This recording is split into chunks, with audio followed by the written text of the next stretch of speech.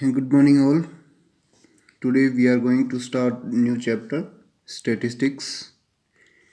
Statistics deals with collection, representation, analysis, and interpretation of the data. Centre point, centre focus किस पे रहेगा? Data पे रहेगा. What are data? Data are facts or figures collected with a definite purpose. Class 9th में ये चीज़ हम discuss कर चुके हैं. उसके बाद क्लास 9th में हमने थोड़ा सा मैं रिवाइज करवा देता हूँ. रिप्रेजेंटेशन ऑफ डेटा सीखा है, collection, representation, analysis, interpretation. So presentation of data कैसे होगा?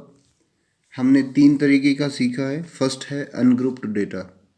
When number of datas are less, suppose n datas हैं, 10 हैं, 15 हैं, 5 हैं, 6 हैं, उस केस के अंदर अनग्रुप डेटा फॉर्म में एज इट इज़ हम लिख लेते हैं. लेकिन सिस्टमेटिक बनाने के लिए हम इन इंक्रीजिंग ऑर्डर और डिक्रीजिंग मीन्स असेंडिंग और डिसेंडिंग ऑर्डर में इसको रिप्रेजेंट करते हैं.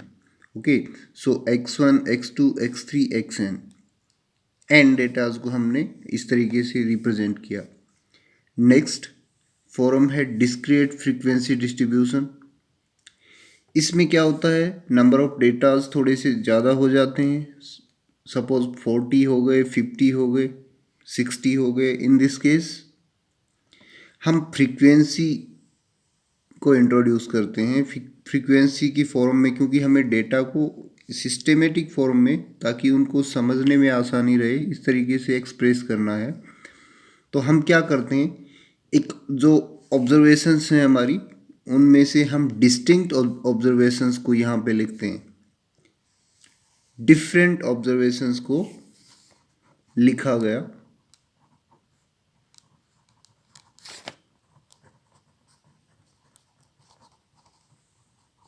और क्योंकि डेटा ज़्यादा हैं तो हो सकता है ना कुछ डेटा हैं वो रिपीट हो रहे हों. रिपीटिशन यानी x1 डेटा है, ये चीज़ हम क्लास 9th में डिस्कस कर चुके हैं. x1 डेटा है वो f1 टाइम्स रिपीट हुआ है उन ऑब्जर्वेशंस में, तो वो उसकी फ्रीक्वेंसी का मीनिंग है कि ये मैं एक एग्जांपल लूँ छोटा सा. जैसे कि आपके मार्क्स की बात करूँ, उनको कलेक्शन में ले रहा हूँ, तो हो सकता है कि एक बच्चे के 10 मार्क आए, सेकंड बच्चे के भी 10 मार्क आए, 15 मार्क्स आए, 20 मार्क्स आए, है ना, फिर से 10 मार्क्स आए. इन 5 बच्चों की मैं मार्क्स नोट डाउन करता हूँ. तो इनको मैं किस तरीके से रिप्रेजेंट कर सकता हूँ? एक तो ये अनग्रुप, क्योंकि कम है तो अनग्रुप फॉर्म में भी लिख सकते हैं. लेकिन अगर मैं डिस्क्रीट फॉर्म में लिखना चाहूँ तो इसमें डिस्टिंक्ट ऑब्जर्वेशंस कौन सी हैं? 10 है, 15 है और 20 है. ये आपका एक्सआई कॉलम बन रहा है. फिर इसकी फ्रीक्वेंसी 10 है, इन डेटाज के अंदर 3 बार रिपीट हुआ है. This observation repeats 3 times in the given data. That's why frequency of 10 becomes 3. ये 3 हो जाती है. 15 एक बार आया है तो उसकी फ्रीक्वेंसी 1 है. 20 एक बार आया है, इसकी फ्रीक्वेंसी भी 1 है. तो ये एक रिप्रेजेंटेशन हो गया डेटा का. तो ये फॉर्म हम सीख चुके हैं. x1, x2, x3, xn different observations and their frequencies. इसको हम डिस्क्रीट फ्रीक्वेंसी डिस्ट्रीब्यूशन बोलते हैं. And when the data are very large, number of datas बहुत ज़्यादा है, 100 हैं, उससे ज़्यादा है, ज़रूरी नहीं कि ज़्यादा ही हों हर बार. इन डेटाज को भी लिख सकते हैं, ये डेटा भी लिखे गए हैं. सो हम ग्रुप फ्रीक्वेंसी डिस्ट्रीब्यूशन भी सीखा है क्लास 9th के अंदर. उसके अंदर हमें क्या करना होता है, उन डेटा को हम क्लास इंटरवल में डिवाइड कर लेते हैं, फ्रीक्वेंसी बना लेते हैं कॉरस्पॉन्डिंग. क्लास इंटरवल का मीनिंग होता है कि वही मैं मार्क्स की बात करूँ, ये तो मैंने छोटा स्केल लिया है. अगर हम बड़ा लेते हैं तो उस केस में 0 to 10, 10 to 20, 20 to 30 ये हमने क्लासेस बनाई हैं. इस क्लास का मीनिंग है कि जिस बच्चे के मार्क्स 0 से 10, 10 नहीं होना चाहिए, 0 से 9, 9.5 इतने मार्क्स हों, वो सब इस इंटरवल में आएंगे, यानी उसकी फ्रीक्वेंसी यहाँ काउंट होगी. सपोज उनमें से 3 बच्चे जैसे 7 है, किसी का 5 है, किसी का 3 आया है, किसी का 11 आया है, इस तरीके की ऑब्जर्वेशंस हैं। सो ये 3 बच्चे ऐसे हैं जिनके मार्क्स 0 से 10 की रेंज में आ रहे हैं। सो उसकी फ्रीक्वेंसी 1 2 3 नंबर ऑफ स्टूडेंट्स यहाँ पे आ जाएंगे 3, तो फ्रीक्वेंसी 3 हो जाएगी। तो ये एक मैंने मॉडल दिया है जो आपने सीखा है। अपर लिमिट हमेशा नेक्स्ट इंटरवल में जाती है, ये हमने सीख लिया है क्लास 9th के अंदर।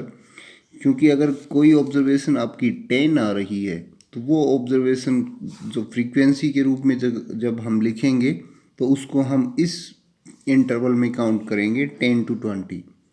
जो 10 ऑब्जर्वेशन है वो इस क्लास इंटरवल का हिस्सा नहीं है। जो अपर लिमिट है वो इस क्लास इंटरवल में नहीं आएगी, वो नेक्स्ट क्लास इंटरवल में काउंट होगी। देखिए ये सेम वैल्यू आ रही है, इसको हम कंटिन्यूअस बोलते हैं, कंटिन्यूअस फ्रीक्वेंसी डिस्ट्रीब्यूशन, बीच में गैप नहीं है। तो ये सेम वैल्यू है, लेकिन जो अपर लिमिट होगी वो नेक्स्ट क्लास इंटरवल में काउंट किया जाएगा। ये चीज़ें हम सीख चुके हैं। ये है एक रिप्रेजेंटेशन ऑफ डेटा 3 तरीके से। उसके बाद हमने क्या सीखा है, ग्राफिकल रिप्रेजेंटेशन सीखा है, हमने बार ग्राफ सीखे हैं, है ना। ये चीज़ हमने लर्न की है। हिस्टोग्राम हमने बनाना सीखा है, हिस्टोग्राम हमने सीखा। और फ्रीक्वेंसी पॉलीगन हमने बनाना सीखा है। सो ये चीज़ें हम डिस्कस कर चुके हैं। अभी हमें जो मेन चीज़ सीखना है वो टॉपिक हमारा है मीन सेंट्रल टेंडेंसी। हमें पढ़ना है measures of central tendency, central value. उसका मीनिंग क्या है कि हमने डेटा को अरेंज कर लिया है, हमने डेटा सिस्टमेटिक फॉर्म में अरेंज कर लिया है।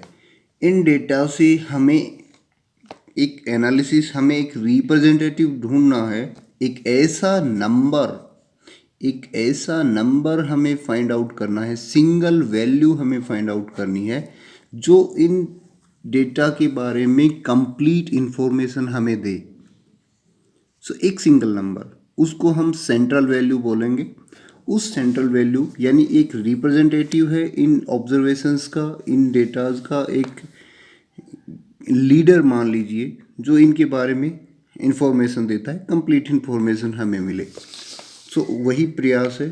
सो 3 टाइप की सेंट्रल वैल्यूज़ होती हैं, mean, median and mode. And we are going to start to study mean. So mean, जिसको आपने क्लास 9th में भी ये चीज़ यूज़ की है, जनरली हम एक्स बार से यूज़ करते हैं। अलग अलग जो मैंने फॉर्म बताई डेटा की, उन हर एक को हम डिस्कस करते हुए चलते हैं। सो जो फर्स्ट फॉर्म हमें मिल रही है वो अनग्रुप डेटा के लिए एनग्रुप डेटा यानी x1, x2, x3, xn form में होंगी। और ये फॉर्मूला हमने क्लास 9th में सीखा है कि व्हाट इज़ मीन। मीन यानी कि एवरेज, मीन मीन्स एवरेज,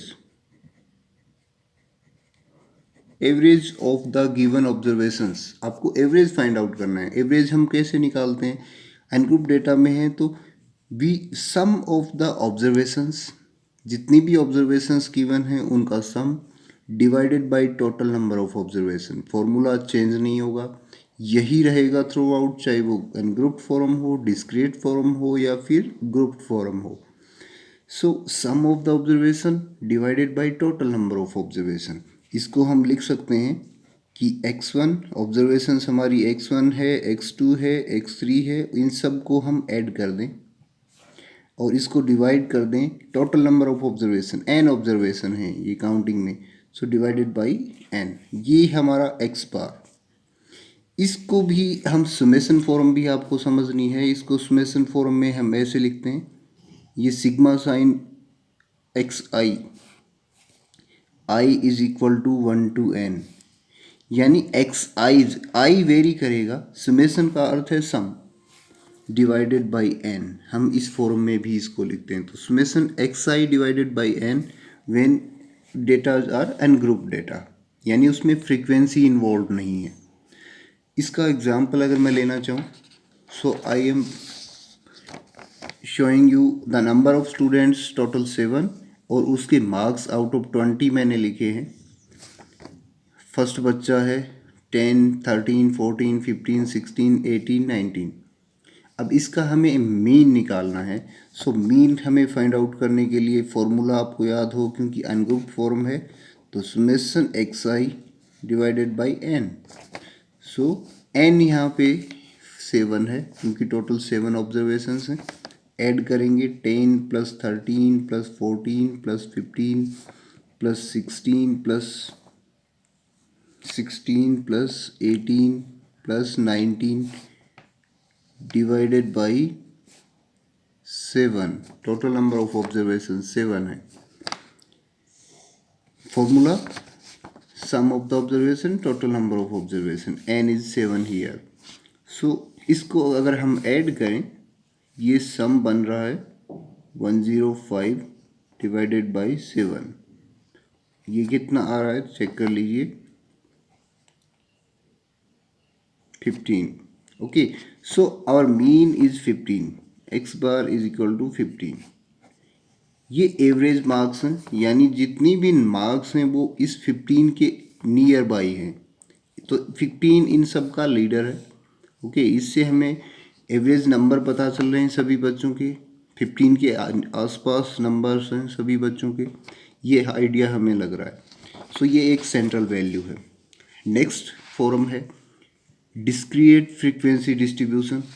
अब डिस्क्रीट फ्रीक्वेंसी डिस्ट्रीब्यूशन में आपको ये आइडिया है, इस तरीके से ऑब्जर्वेशंस और उसकी फ्रीक्वेंसीज अगर हमें दी हो तो फॉर्मूला वही होगा, हमें मीन फाइंड आउट करना है, सम ऑफ द ऑब्जर्वेशन। इसका मीनिंग है कि ये x1 है वो f1 टाइम रिपीट हुई है, तो हमें सबको ऐड करना है, सब ऑब्जर्वेशंस को ऐड करना है। तो उसके लिए हमें ज़रूरत पड़ेगी एक नया कॉलम बनाने की, xi fi, यानी इन दोनों को मल्टीप्लाई करेंगे इसको इसके साथ, f1 into x1, f2 x2, f3 x3 और fn xn। ठीक है, ये observations x1 observation f1 time repeat हुई थी, इनका प्रोडक्ट आ जाएगा, ये नया कॉलम बना। इनको हमें ऐड करना है, सुमेशन fi xi। और टोटल ऑब्जर्वेशन कितनी है, ये कितनी है f1, ये कितनी है f2।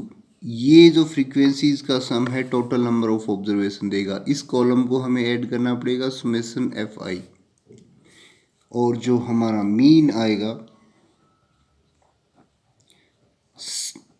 Some of the observations जो यहाँ से मिला, जिसको हम शॉर्ट फॉर्म में सुमेशन fi xi, ये अब i = 1 to n divided by sum of the total number of observation, summation fi देता है, ये i = 1 to n।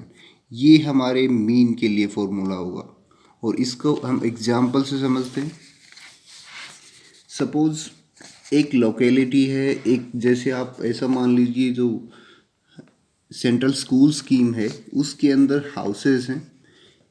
एक घर में प्लांट्स की संख्या हमें काउंट करनी है, डेटा हमें कलेक्ट करना है कि एक घर में कितने प्लांट्स हैं। सो सपोज किसी के घर में एक भी हो सकता है, 3 भी हो सकते हैं, 5 भी हो सकते हैं, 7 है, 9 है, 11 है, 13 है। और नंबर ऑफ हाउसेस, एक ही ऐसा घर मिला जिसके अंदर एक प्लांट है। सेंट्रल स्कूल स्कीम के अंदर जो हाउसेस हैं उनमें से हमने जैसे ये किया काउंटिंग, 2 हाउसेस ऐसे हैं जिनके अंदर 3 प्लांट हैं। So total number of plants अगर देखा जाए तो ये जो 3 है वो 2 बार रिपीट हुआ है इन ऑब्जर्वेशंस में, इसलिए 3 की फ्रीक्वेंसी 2 है। इसी प्रकार 5 प्लांट्स एक ही घर में हैं, 7 प्लांट्स 5 हाउसेज में हैं, 9 प्लांट्स 6 हाउसेज में हैं, 11 प्लांट्स 2 हाउसेज में हैं और 13 प्लांट्स 3 हाउसेज में हैं। ये ऑब्जर्वेशंस का सीन है। हमें एवरेज निकालना है, average of plants find out करना है। ओके, सो उसके लिए मीन निकालना है। सो पहले ये कॉलम हमें बनाना पड़ेगा, जब भी इस फॉर्म में दिया हो तो 1 × 1 that is 1, 3 × 2 that is 6, 5 × 1 5, 7 × 5 35, 9 × 6 54, 11 into 2, 22, 13 into 3, 39। ये आ गया सम, वो F I into x I column. और अगर इनको हम ऐड करते हैं जो कि देगा सुमेसन एफ आई एक्स आई, इनका सम को हम इस फॉर्म में लिखेंगे शॉर्ट में। आप इनको ऐड कीजिए, this value is 162, then you add it. Okay, ये तो होगी सम ऑफ द ऑब्जर्वेशंस, और ये होगा फ्रीक्वेंसीज का सम देगा टोटल नंबर ऑफ ऑब्जर्वेशन कितनी है।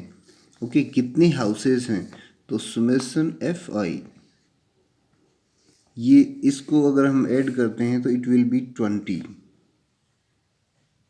ओके, सो summation fi xi, summation fi, then